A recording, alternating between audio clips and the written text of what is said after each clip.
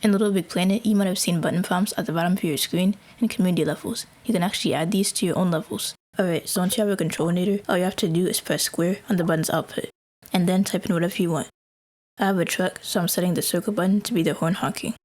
The prompt won't show until you connect it to something. So I'm going to connect it to the sound object. And when I hop into the Controlinator, I can honk the horn. But you can't see the prompt right away in create mode, but in play mode, you can see it with no problem. Instead of having instructions at the beginning of your level, you can display them in a button prompt so the players don't forget the controls in your level. You can also make the prompt show up when you're not in the Controlinator by using a broadcast chip. Set it to all in range so it works in multiplayer. Then set it to infinite range in 16 layers so it works throughout your entire level. And then you want to place a Controlinator and set it to receiver and controlled by nearest player so it detects your button presses. I'm going to use an animation speaker as an example, but you could use anything. In Little Big Planet 2, you could do this with just the Controlinator. So I'm going to set the L1 button to dance and type that in.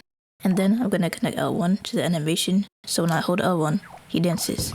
Like before, the create mode prompts are in the way, so I switched to play mode so you could see it. You can also do the same thing with controllable Sackbots. This is one that I made a while ago. All you have to do is open up the Controlinator on the Sackbot circuit board.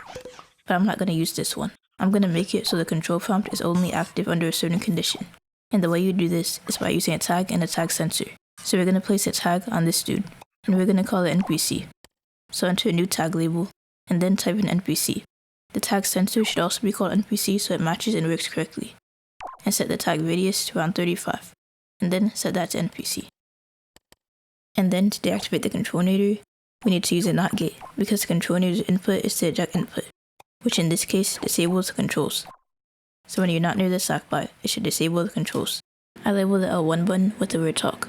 Then you want to wire the L1 button, but you actually don't want to wire it directly to the mouth. I'll show you an alternative and explain why you don't want to do this in a second.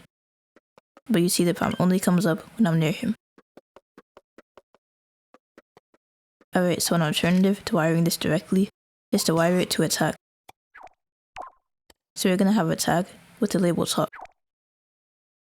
And then we're just going to wire L1 to that tag. Of course, we need a tag sensor with the label talk.